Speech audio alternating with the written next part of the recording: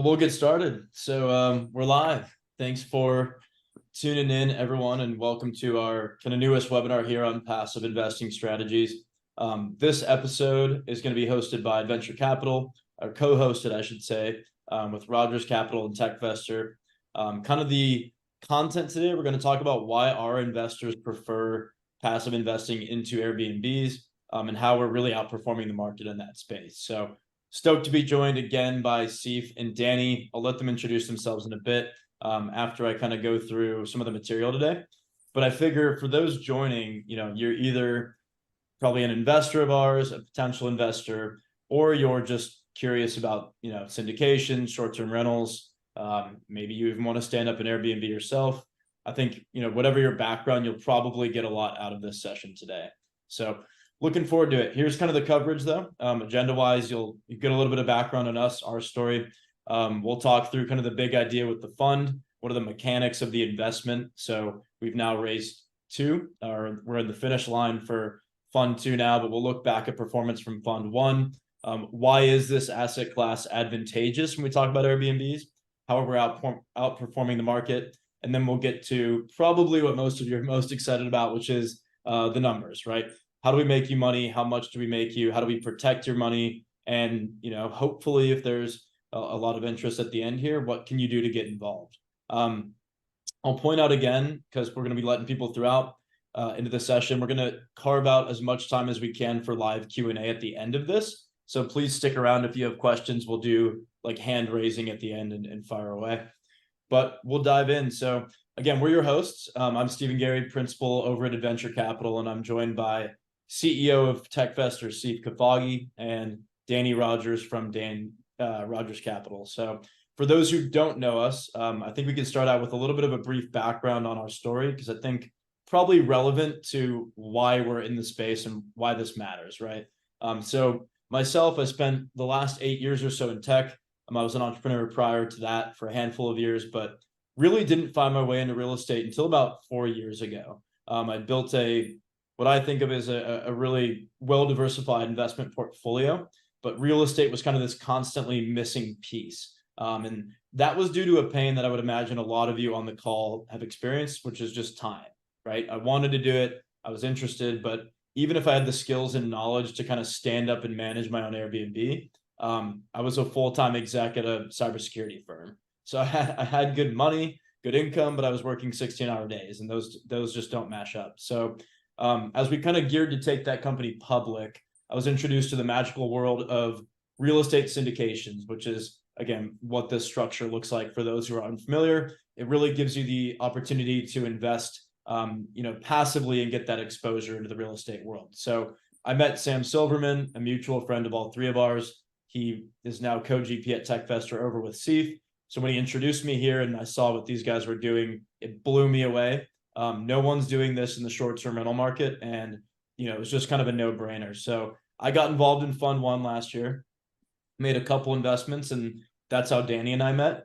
My firm, Venture Capital, has been raising for short-term rental Fund 2 alongside Danny Rogers Capital as a joint fund since the onset of this year. So really awesome results there. We'll get into that, and we'll touch on why it's advantageous that we've structured this joint fund in that way.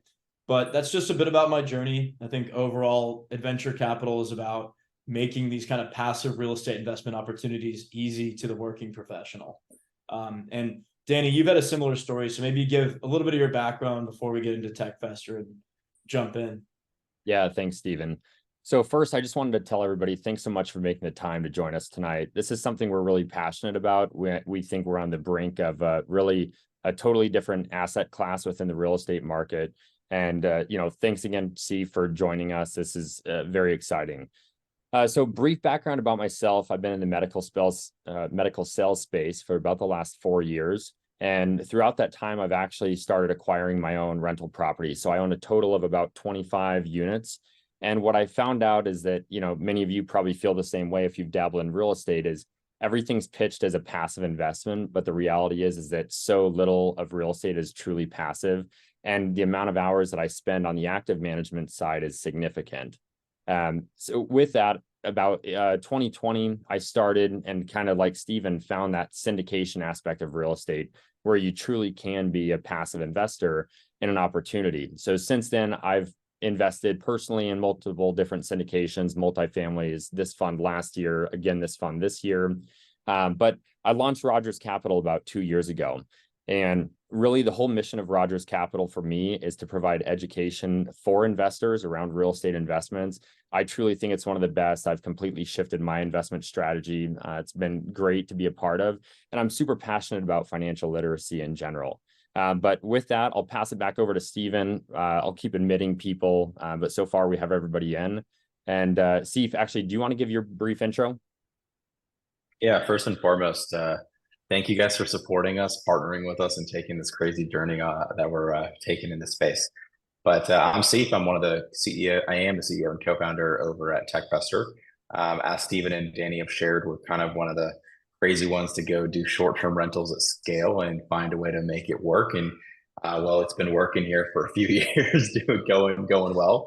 But one thing we want to really echo is making this asset class really accessible to folks, right? Getting into Airbnbs and short-term rentals as an asset class is a really hard thing to do. And I think Danny echoes how hard active management can be, especially when, this is a business wrapped around real estate, not just a real estate that does its thing. The cash flow is great. Those types of things can be fantastic, but it definitely takes a lot of work. So a little bit of background on myself, ex-tech, 5 years at Facebook, built teams, scaled a lot of organizations. And if there's one thing I can tell you about what we do really well, it starts with our team. And you'll get to hear a little bit more about them later today. They're fantastic. We come from this industry. We come from both real estate, technology, and kind of bridging that gap. So I'm excited to walk you guys through a little bit about what we're up to today. Cool. And essentially the structure here. So Danny and I structured a joint fund at the onset of the year with the goal of, obviously, we write a significantly larger check. You get significantly better terms than retail, and everyone wins. So, a big thanks to Steve for, I'd say, generous terms, or letting us beat him down, however you want to phrase it. So it goes both ways. However, maybe in your shortest words possible, how do you summarize kind of what the big idea is here, Steve? Yep. So we buy single families across the country, right? Turn them into really high performing short-term rentals, which you'll see a few photos here later. We find them, design them, renovate them, operate them, and hold them for as long as needed while we cash flow along the way. We'll eventually disposition, package them up, sell them off to a large institutional partner who wants to buy what we're doing, but they don't want to build it because it's too much work, right? All those big fancy private equity firms that I won't mention here, they love what we're doing.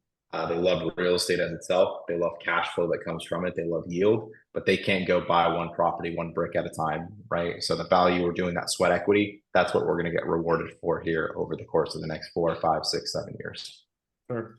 Makes sense. So Danny, in terms of the way we've structured our fund distributions and everything, can you kind of walk through it, the opportunity? Yeah, absolutely. So I think there's really two parties that we serve primarily, one being the investor, and of course, one being the end consumer. This slide really looks at how we serve the investor.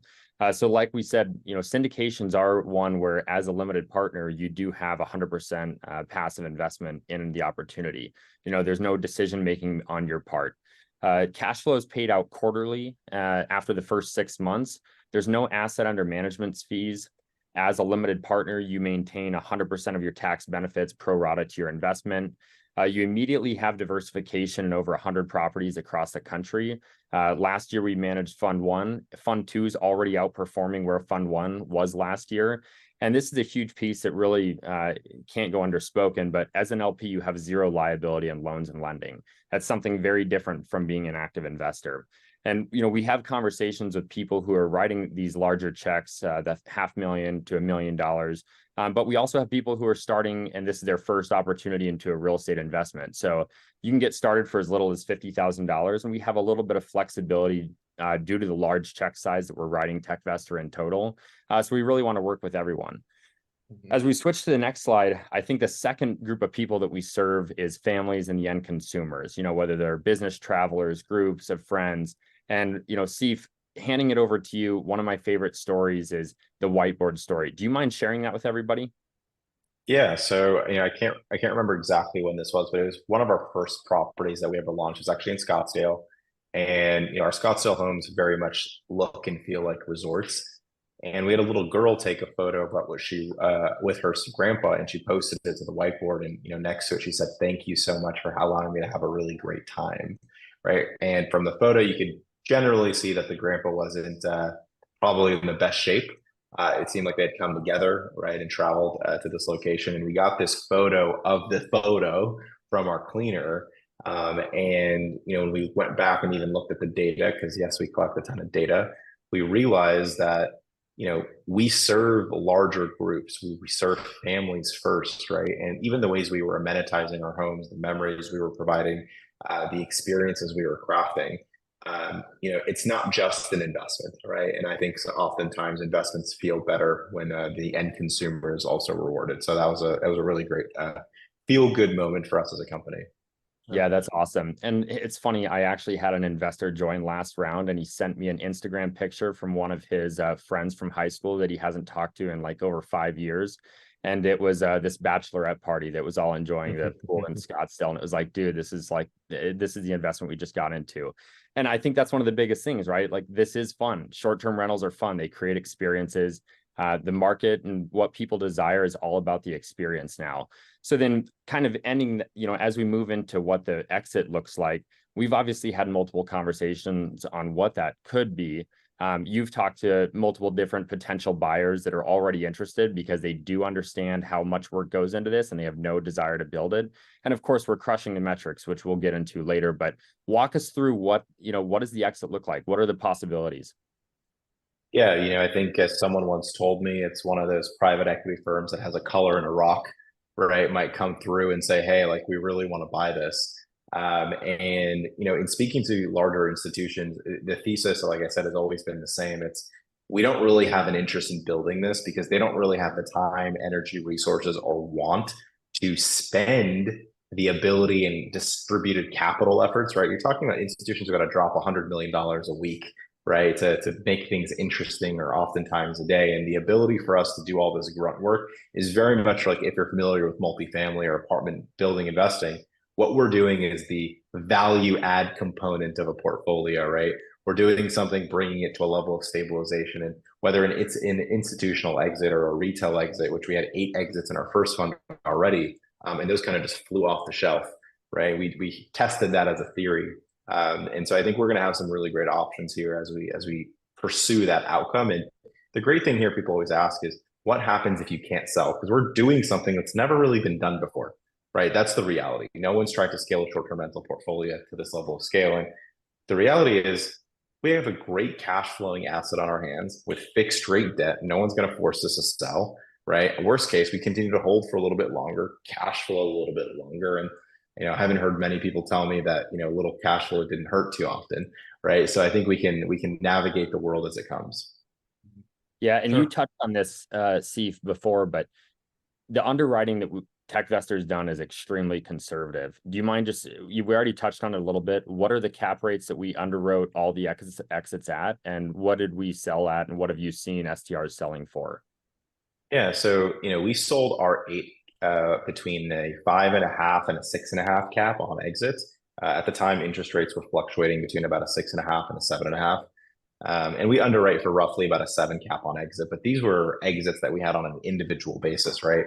So typically how it works with portfolios at scale is you get this thing called cap rate compression, right? The more units you have, the harder it is to replicate. The more cash flow you have, the more efficiencies you have within that portfolio. It's the same reason why apartment buildings sell for larger multiples, right? It's the same reason if you roll up 15 medical offices, they sell for a larger multiple because you get efficiencies within that infrastructure. And all our properties are generally distributed, but do have enough density in our geographical locations of choice where you do have those operational efficiencies, right? So they have shared resources, and all these types of things allow us to, generally sell for a larger multiple than if you were to sell off an individual home. So these are things that we're certainly looking forward to. And, I think so far we're doing a fantastic job on asset management. Revenue's, been really fantastic. We've sent out over $2 million in cash to investors over the last couple of years. We'll cross $2.5 million here by end of month for sure. So we're really excited about that. Yeah, agreed. And you hit on the exits here already, right? But before we talk about Fund 2, I did want to pull this up because I think, one, Danny and I were quite involved in Fund 1.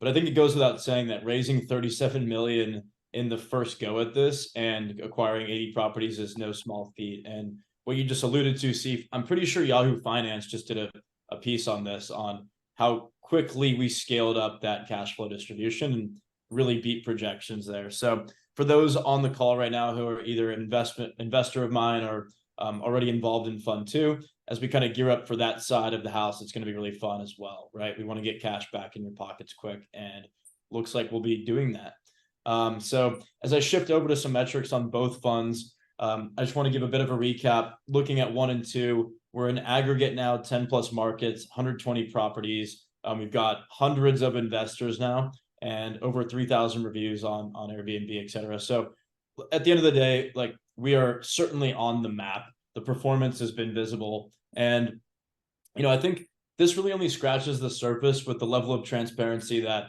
Seif and quite candidly, you and the Techvestor team provide. But maybe you could dig in to this a bit more granularly on the performance front.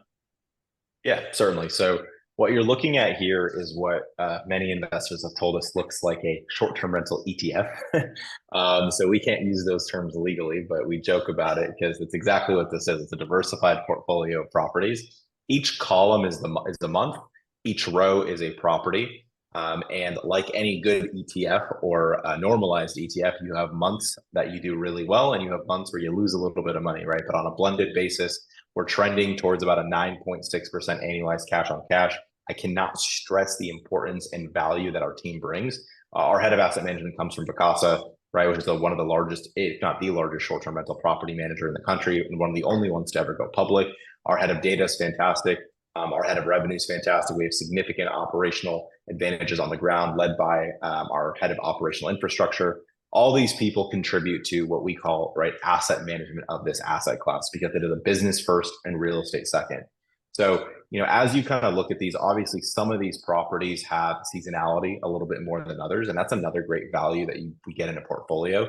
You get that seasonality diversification, whether it's, people think of seasonality as winter, fall, spring, summer, etc. We think of seasonality as events, micro seasonality, by the week, by the weekend, weekdays, and that's how we're able to command certain pricing. We'll get into that in a little bit when we talk about revenue and pricing and how we do against others. But you can even see the seasonality matrix down here below. So we're really heavy between February and August, but we're not dead in the other months, right? And so, in short-term rentals, you're not getting the same distribution every single quarter.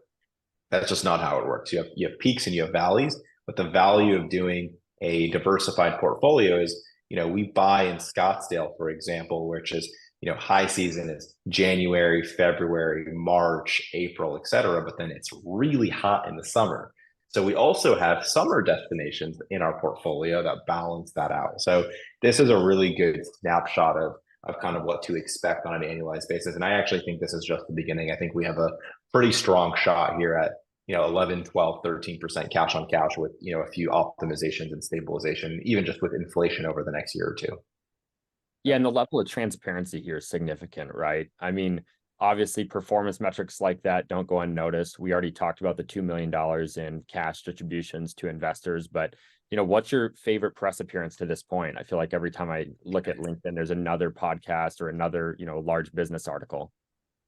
I think one of the ones that kind of took us by storm a little bit was, the Yahoo Finance one that you mentioned, right? $2 million in just as many years. And when we have to remember, we're not a venture-backed startup, right? We built this from brick by brick. We don't have any outside investors. We don't have to do anything other than deliver returns to our investors, right? There is no other ulterior motive in selling the company or doing those things. And as someone who got into the space because I was looking for passive income myself, I'm a user of my own product type of thing.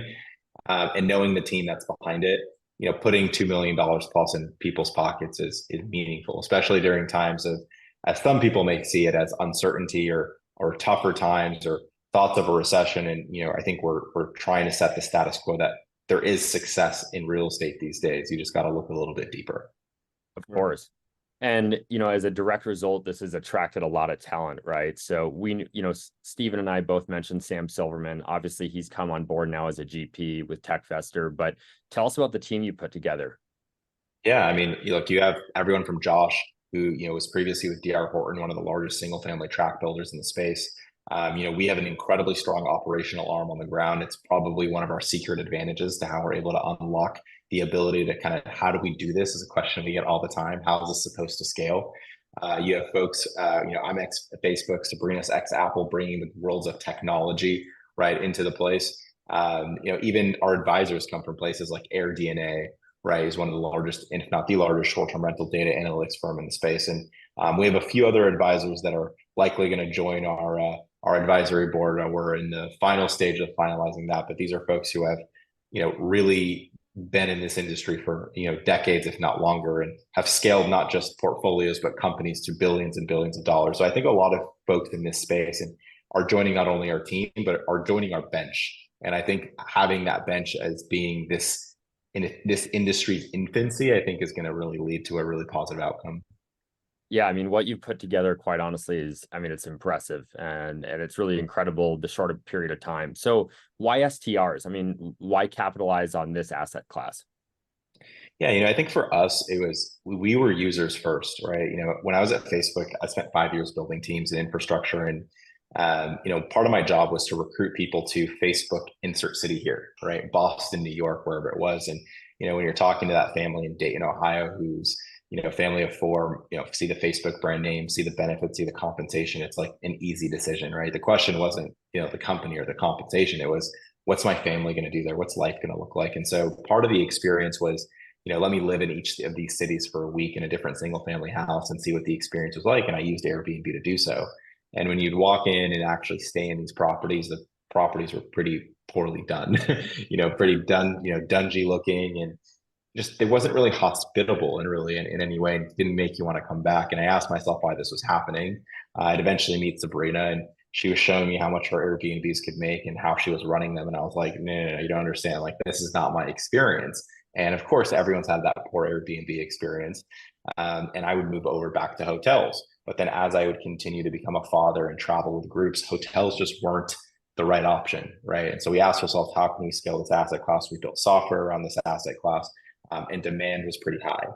So all those things led us to kind of where we are today. But also when you look at the data, Airbnb has one of the largest footprints in terms of global mobility, right? It's a $150 billion global business that's only growing, half of which happens here in the US.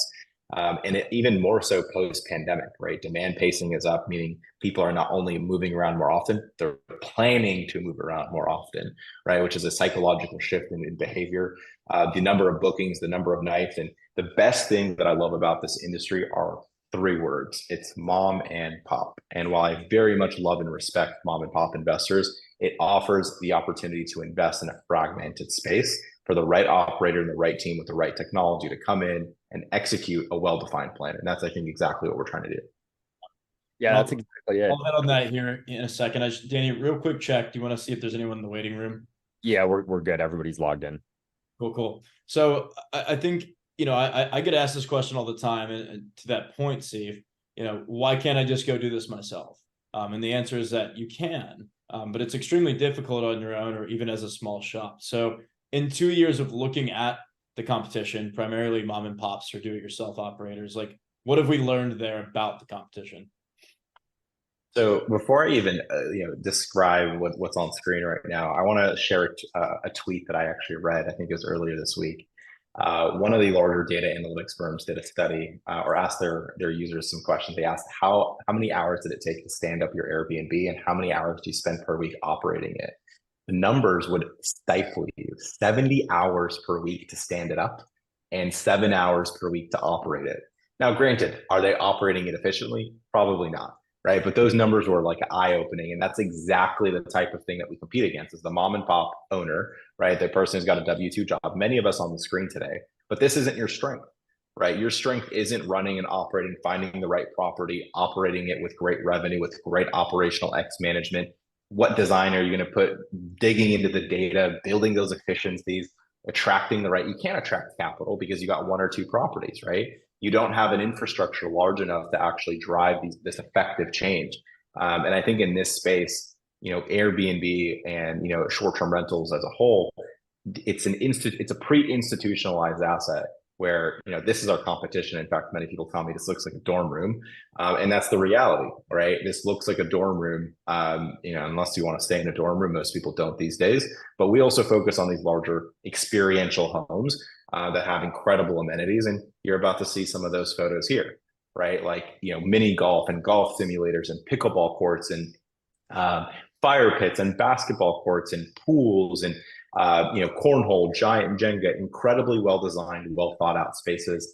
And well, you might ask yourself, well, can't anyone do this? And the short answer is you can try, but you need a lot of money to do so, especially if you're going to do it yourself. And more importantly, you need to be able to operate them well. It's not about standing up the product exclusively. In fact, you got to be able to execute the vision, execute the revenue management strategy. And I think those are things that we excel in, day in and day out. Yeah. I would agree. And I'll point out this whole portfolio is available on Airbnb and in the data room, which I'll drop later for review. So please do go check them out, poke around. You can even do like a 3D tour. They're experiential, right? And I think this goes back to data. Data matters, design matters, and data powers our design, which is absolutely a unique value add, right? Like this piece of the puzzle can't be overlooked in just creating an actual experience that someone remembers. So I'll breeze through this because I think we've harped on it enough, but we have slides for the kids and golf simulators and these things that really stand out in people's minds and genuinely drive more revenue. In fact, this I think it's our pink Barbie house, I believe. Correct me if I'm wrong. Was this just hosted on TV, Steve, on Staycation? Yeah, this was just featured on Staycation. We launched it actually well before the Barbie movie came out. So, right time, right place. And we definitely saw a pickup here. But this is a property that I believe, off the top of my head in its first year hit a double-digit cash on cash, right? And when people think about what success looks like in investing, and you're asking me when I think about passive income and investing for cash flow, I think about double-digit cash on cash as being really meaningful towards my life, right? And this was definitely a year-one success, and we hope that'll continue. Yeah. I've got hundreds of photos like these. We won't keep harping down, but it's clear how unique some of these properties are and why they're so memorable, right? And why we get the reviews we do. So while we've been, performing incredibly well, this hasn't necessarily been the case across the entire STR market, right? Even when we look at the other big players. So when we look at performance through third-party data like AirDNA, like how are we stacking up right now to the big guys like Vacasa or someone, right? And maybe what's going on in the market that's causing some of that turbulence? Definitely, right? So when you look at the marketplace and you see some of these headlines, which we'll get to here in a bit, but you see the words Airbnb bust and I can't get my place booked and occupancy and revenue is down. And I think the first thing you got to ask yourself is where's the data coming from? And what you're looking at here is data from one of the largest short-term data analysts from the space, AirDNA. We're crushing, Vacasa by 56% when it comes to revenue, right? And here's the thing, it's not necessarily Vacasa's fault. Right. In this industry, we believe one of the problems is the relationship between the owner and the property manager.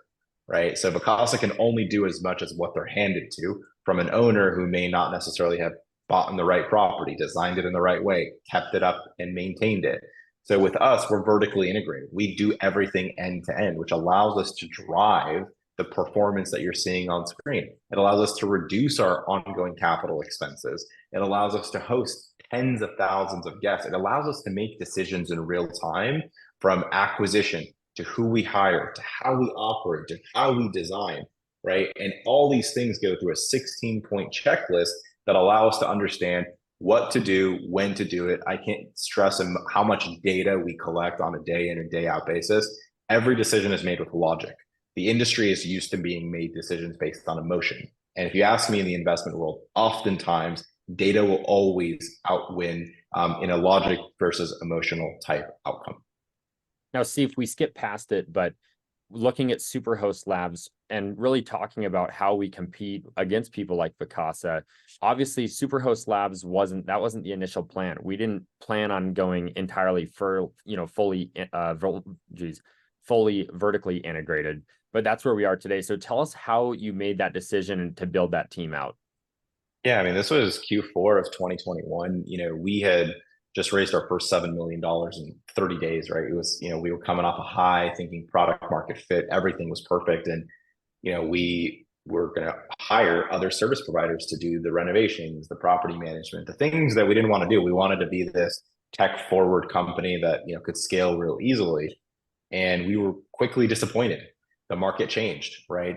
Companies started laying people off and resources weren't available. And we were here stuck with dozens of properties. And how are we going to find and operate them and design them and renovate them? So we built our own operating infrastructure, which is Superhost Labs. We trademarked STRs. We call it the short-term rental operating system, everything from how we acquire to design to operate.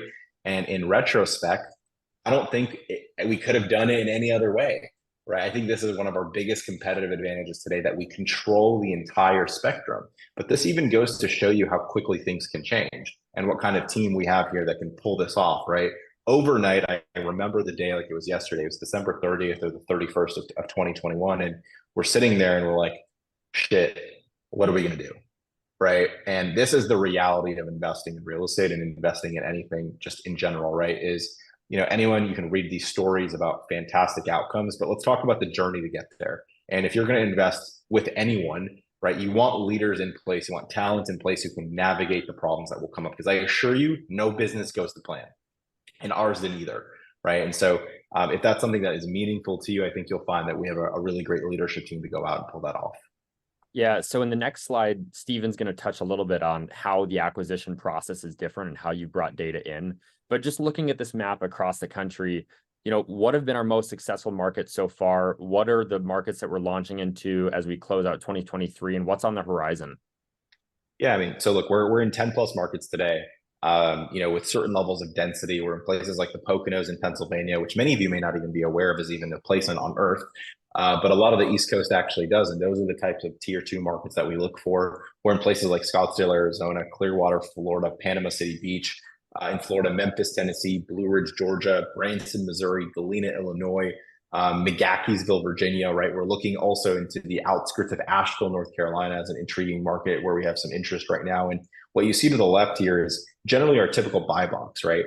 We are buying middle of the road, you know, typically larger homes, 4+ bedrooms with enough space to amenitize it with pools and games and those types of things, driving a 20% plus price to rent ratio, which is kind of something that we look for, and driving really great growth. We are fantastic operators, and that's what we do. It's real easy to drive $200,000 in revenue if you're buying a $2.5 million property. It's that luxury type feel. Now go drive $200,000 in revenue on an $800,000 property. That's what we do, and that's what we do well, getting those outsized returns. Yeah, and I think, you know, Steve, you and I both come from a tech background, so we understand that there are ways to optimize this, leveraging technology. And maybe you could speak a little bit to the software component here on the acquisition discovery. Yeah, so when we first started, we actually built our own software for ourselves because I was looking to buy 8 Airbnbs with Sabrina. That was the initial, how do we build software? Because back in 2021, every piece of real estate was flying off the shelf, if people can remember those days, right? Like if you didn't know about the deal before it hit the market, you were already too late. Highest and best, all cash offer, all these types of things.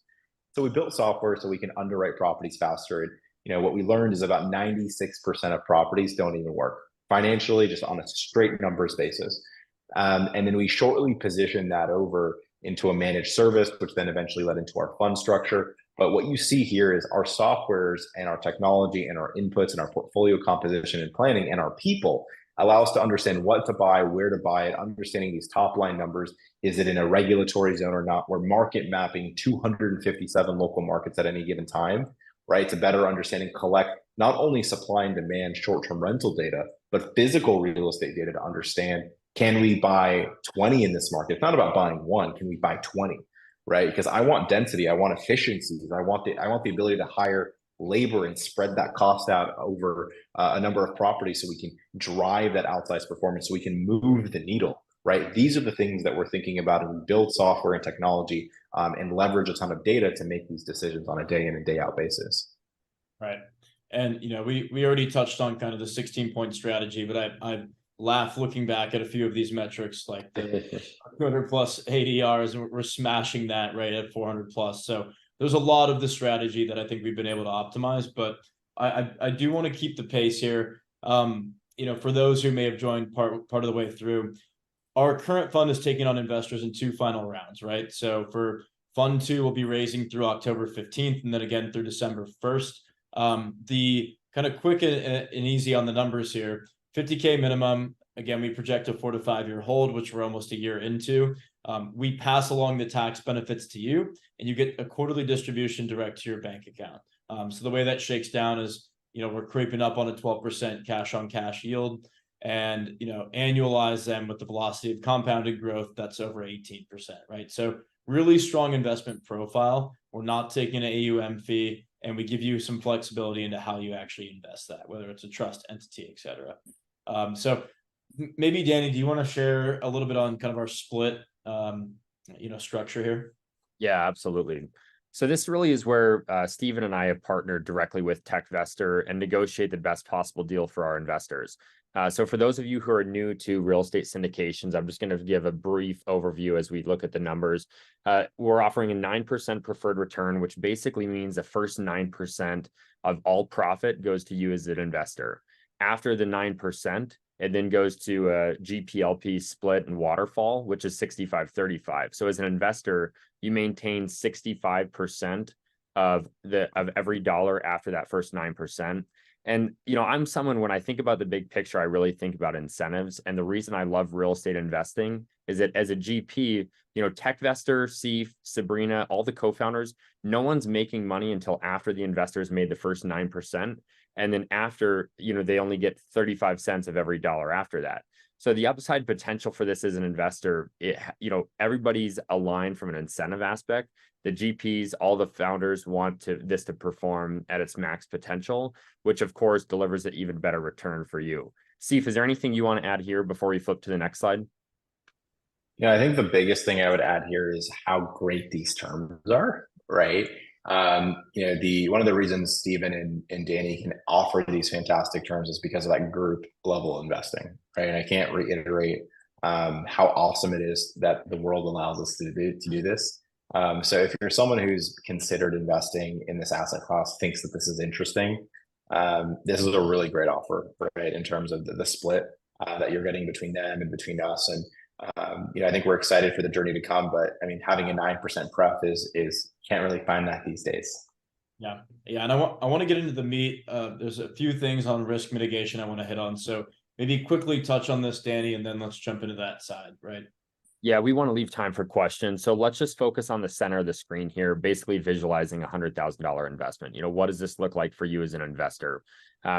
The first 2 years, that's when we are acquiring the property. We're doing all the renovations, the design, and stabilizing. So you'll notice cash flow in the first 2 years is lower. What we found in Fund 1 is that we're already outperforming Fund 1 metrics. Fund 2 is outperforming Fund 1, and the upside potential is significant when you look at that GPLP split. But distributions are paid out quarterly. It's just you're taking this annual return divided by 4. And first distribution goes out after your 6-month mark. And then, of course, a large piece of the investment comes at the end at some point of exit. And we've touched on that, but the big picture is we are going to exit at 5 years is the goal. So it's a 5-year hold target. And then, Stephen, do you want to touch on the larger investors? Yeah, I know we're talking to a few people, looking at $250,000, $500,000 checks. There's obviously there is variance in that split opportunity at a larger check size. So I would point that out as well, right?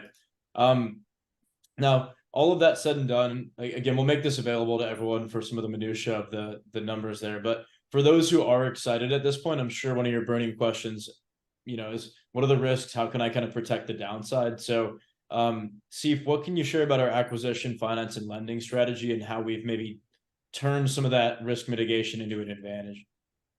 Yeah, I actually think this is probably one of my favorite parts of our own investment, is the way we're able to hedge fairly well. So first and foremost, we're buying responsibly. We're buying the right product based on data, right? And that in itself is oftentimes the first rule of real estate is buy well. Not only are we buying well on the asset itself, but financially we're buying it well. We're typically putting about 25% down, call it about 75 LTV. And then we're putting in about $125,000 to $175,000 in renovations, fixings, furniture, bringing that property up to what I like to call a modern world. And that post ARV status of the value of that property is giving us another 5, 10, 15% of equity. right? So you're really sitting at about 30 to 40% of equity in that house. That's an area where we feel very comfortable in, right? All of our debt, in addition to that, is going to be fixed for a minimum of 10 years. And I can't stress how valuable this is. If you go back to '08 or really any crash in the history of the world, the people who lost their shirt had what's called floating rate debt. These are people who unfortunately had debt come due at a time when, well, it was unfortunate in the world. And the reason that that happened is they likely took out kind of what's known as variable rate debt, or also known as floating rate debt. For us, all of our debt is fixed. No one can call it due. No one can say, hey, you owe me money. No one can change the rate on us for a minimum of the next 10 years. Now, in Fund 2, about 75 or 80% is actually 30 plus year debt, right? So not only is it not going to happen for 10 years, but on most of our homes, which are non-cross collateralized, it's not going to happen for 30 years. What I mean by the non-cross collateralized is each home is its own independent loan. So if for whatever reason something happened, right, like God forbid, it'll feel like losing a pinky, not losing your head, right? And that's the analogy I like to give. And you live to fight another day. And that right there is a part of our asset management strategy, right? Is to drive great revenue to great assets and manage and operate them well. And what you see on screen is a term called DSCR. DSCR stands for debt service coverage ratio, meaning currently today, we're driving around 3 times the net operating income. Net operating income is after expenses versus the cost of our debt. So if our mortgage payment is $33,000 for the year, we're driving $99,000 in net operating income, which is a really healthy ratio. If you compare that to, say, multifamily, they're typically looking for a 1 to a 1.5. And, the closer you get to 1.25, 1.5, it's going to be, they'll look at it as really, really healthy. So we're going to be 2 to 3x that really on an any day basis. Excellent. I want to kind of buzz through. I know that there's yes, Seif does need to light up his face a bit. You look like a dark silhouette. We'll get to some questions here, but I'll just take this and actually I want to breeze through it.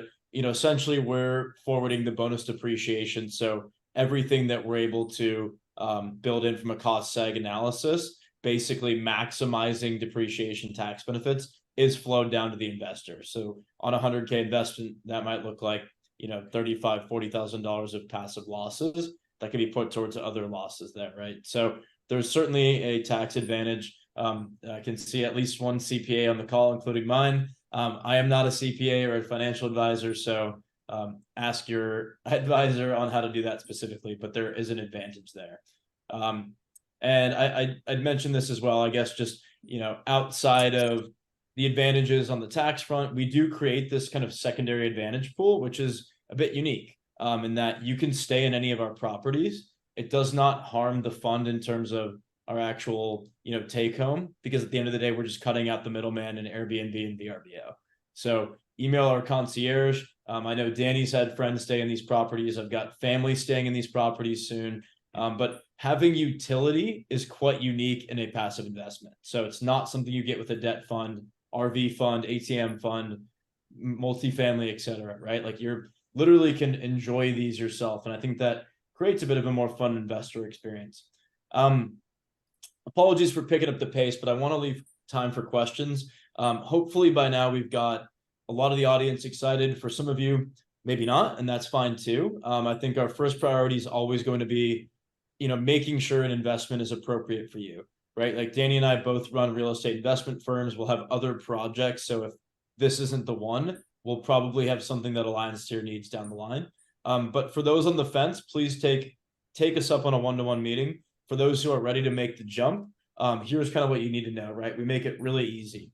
We send you the PPM, standard paperwork. You send us the wire. Once that hits the account, we verify accreditation, and then you're done, right? And we scale that portfolio up, and you can expect in roughly 6 months to start seeing cash distributions direct to your bank account.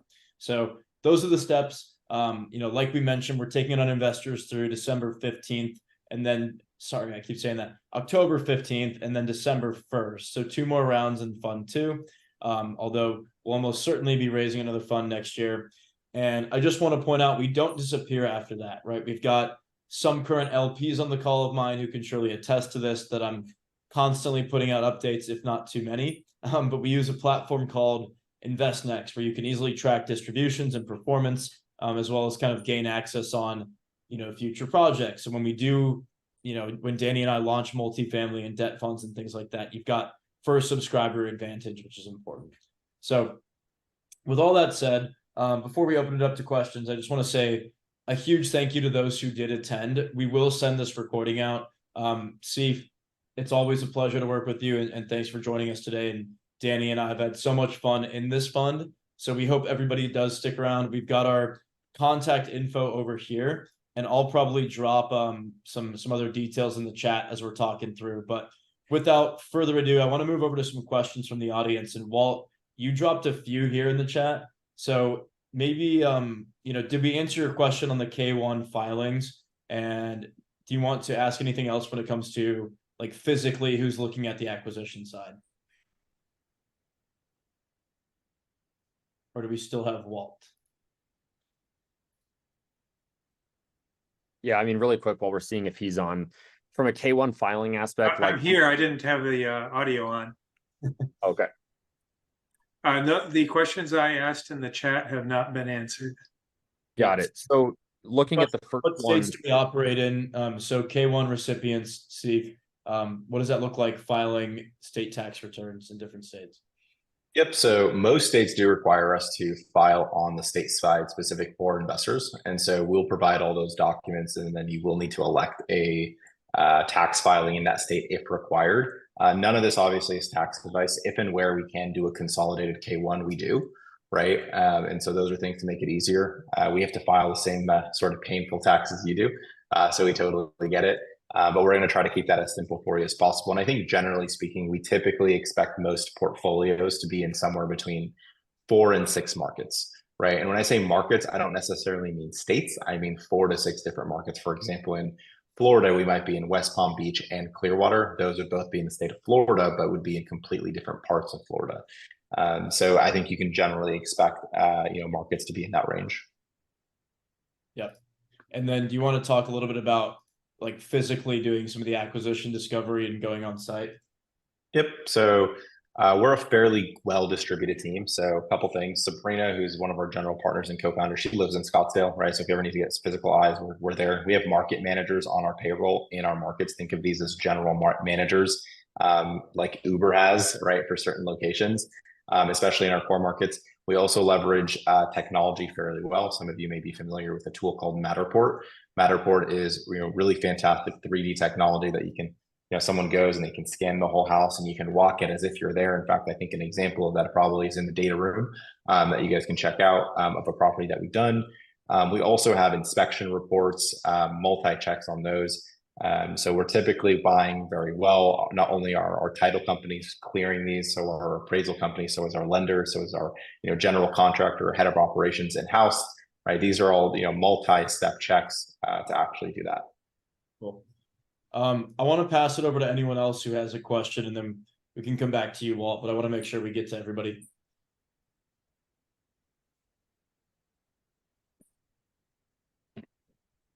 I agree with Walt. I need a camera. I need a light. My bulb went out, so I apologize. I have a light right here, but it went out. So when we look at property density, then see if what is the tipping point at which boots on the ground is essential? Yeah, that's a great question. And there's 2 ways we look at it. So it's either going to be by unit count or by revenue, right? Because you can have 6 properties in a market where there may be smaller units and do 600 grand in revenue, or you can have 3 units each doing $200,000 and you have the same amount of revenue that's at risk or at management in that market. And so what we find typically is it starts to make a lot of sense around that 10, 11, 12, 15 number, right? And there's at least 3 markets where we have that density. There's a 4th market right now over in Memphis where we're approaching that 8, 9, 10. And it's starting to, we're starting to ask those questions, like, is it time to, build that person in? It also just depends on what your operational expense ratios look like and what challenges you have in that market look like, right? So challenges you have in the Poconos are very different than what you have in Scottsdale in terms of terrain, type of avatar, type of guest, the size of home, what type of amenities, and if it makes sense, we'll certainly add it. But all these things are actually led by Andrew, who's on our team. He's our head of our operational infrastructure. They all roll up to him, you should see the amount of data he tracks. These are things where it's very obvious where we should add a human resource there, even if it's like for service calls that we can bring in house, to drive those costs down. I think we have a great opportunity to drive expenses over the long term.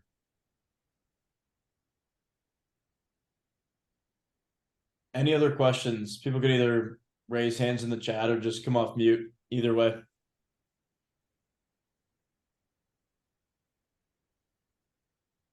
Yeah, I got a really quick one. If you guys can hear me all right, I'm out on the go, so it may not be super easy to hear me. Yeah, we got you. But cool. Yeah, thanks, Danny.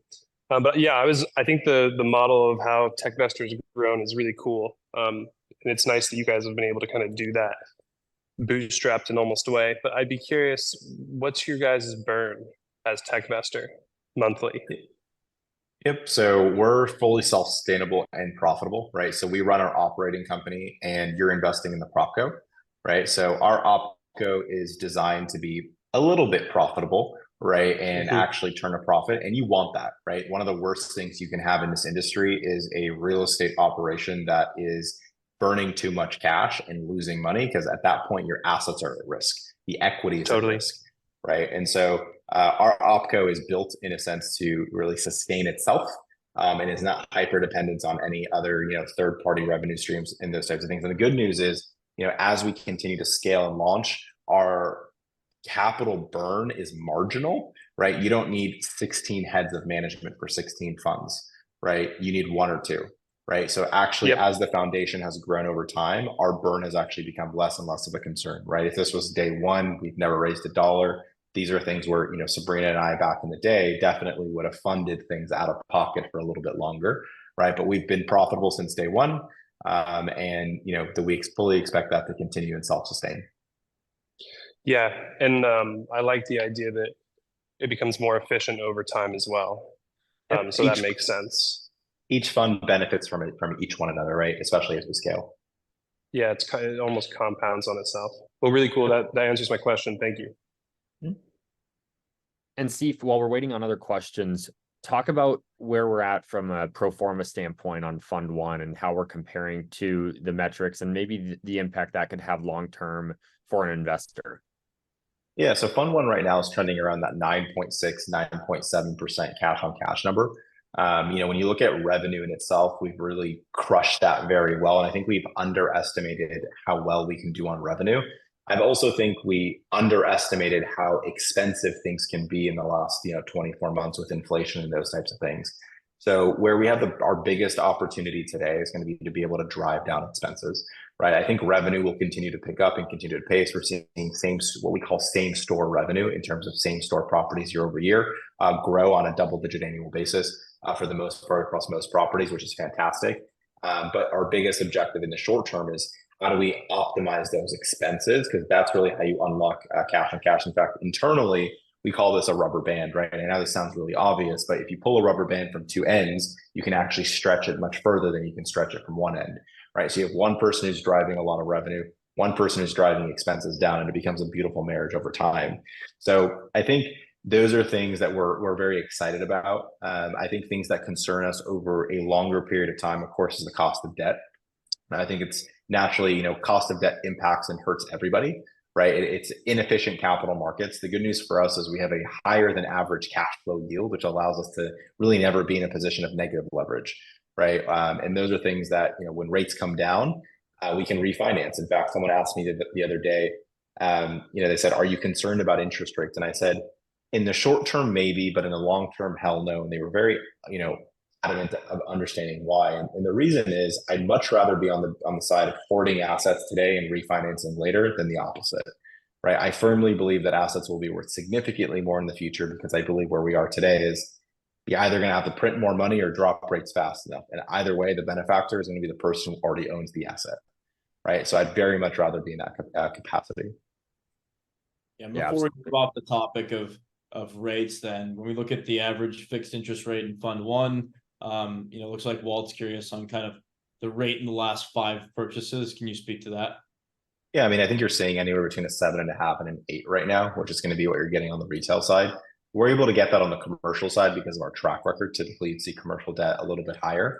But I mean, we're cash flowing fairly well, and it's about aggregating assets. We also have to remember that oftentimes interest rates don't stay where they are, especially at this level of pace, for too long. And I know a year or 2 or 3 might sound like a long time, but in the grand scheme of things, when you're thinking about a long-term investment, 5, 6, 7 years, it is a very short period of time. And history has told us that statistically, rates will come down. The Fed has indicated that they want to bring rates down. And I think if rates hit 5 or 6%, which many of you may even consider high because we were privileged with the 2s and the 3s, but 5s and 6 would be very normal. I think you'd see real estate prices shoot all the way up. And at that time, we can do a term refi and really unlock some fantastic cash flow.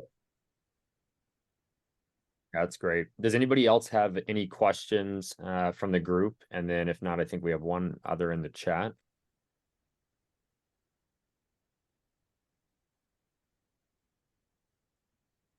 Anyone else here? Cool. I think that was just a piggyback question on the average fixed interest rate in Fund 1, which I would guess is similar then. But that was kind of the same question, more or less. Yeah, and I guess the only one we missed, I think, Seif, was talking about fees. So property management fees, acquisition fees, rehab construction fees, disposition, where do we stand from a fee standpoint? Yep. So I can't speak for the fund that you're investing into in terms of the fees that it has specifically. So I'll defer that to Stephen and Danny. In terms of what we do, we capitalize the expense of property management over a 5-year period, right? Which really allows us to unlock additional cash flows. So instead of charging a traditional property management fee over a 5-year period, we've subsidized that cost down by about 70%. And I think in the data room, you'll have your PPM. You'll have a model about how everything works. We're happy to answer any questions around those types of things, but I'll kick it back to Stephen and Danny in terms of fees in your fund if you have any. Yeah, we run through a pretty standard 2% acquisition fee and then a 0% assets under management fee. So those are the only two that would mark up through our funds layer.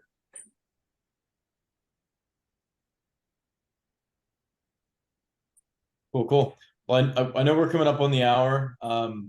Again, appreciate all of you who have stayed this long and the kind notes in the chat, some of the direct messages as well. So certainly I posted something in the chat as well, a couple links to the data room. If you want to go look at portfolios, it's going to be very similar content between me and Danny there. So check that out. We will basically capture all of this then and shoot it out in a recording to everybody who looked at the fund and watched this recording. But with that said, I think we can wrap up. And yes, to answer that last question, Walt, it was about 6.5% average fixed interest rate in Fund 1 for those who are still curious. Cool. Thank you so much to all of our attendees today and look forward to talking soon. Thanks, Steve. Thanks, Danny. Thanks, guys. Thanks, everyone.